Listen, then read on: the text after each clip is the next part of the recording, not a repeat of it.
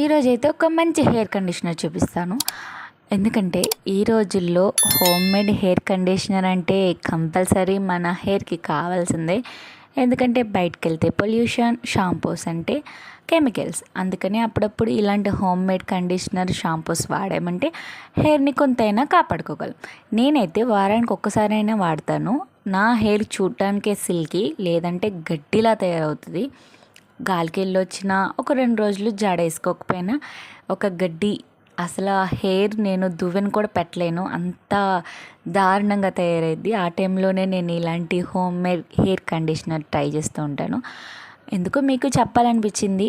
మీకు కూడా హెయిర్ నాలాగా సిల్కీ అవ్వాలనుకుంటే మాత్రం ఖచ్చితంగా ట్రై చేయండి.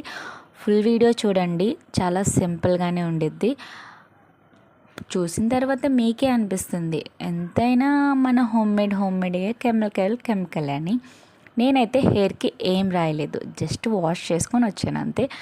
కొంచెం డ్రై అయిన తర్వాత అప్పుడు మన హెయిర్ కండిషనర్ లుక్ అనేది తెలిసింది. చూసారా, నేనైతే ఏం చేయలేదు, జస్ట్ హెయిర్ ఆరిన తర్వాత జస్ట్ దువ్వుకున్నాను అంతే. దాని తప్ప నేను ఇంకేం చేయలేదు. ఎంత సిల్కీగా అయిందో, అంత బాగానే ఉంది. కానీ అదేంటో చెప్పమ్మా అంటారా? అదేదో కాదండి, అన్నం వారసి వస్తుంది కదా గెంజి, అదే. అందులో మీకు నచ్చిన షాంపూ వేసుకొని మిక్స్ చేసుకొని నార్మల్గా మనం హెయిర్ వాష్ ఎలా చేసుకుంటామో అలాగే మనం వాటర్లో వేసుకొని షాంపూ ఎలా మిక్స్ చేసుకొని వాష్ చేసుకుంటామో వాటర్ బదులు గెంజి వేసుకోండి.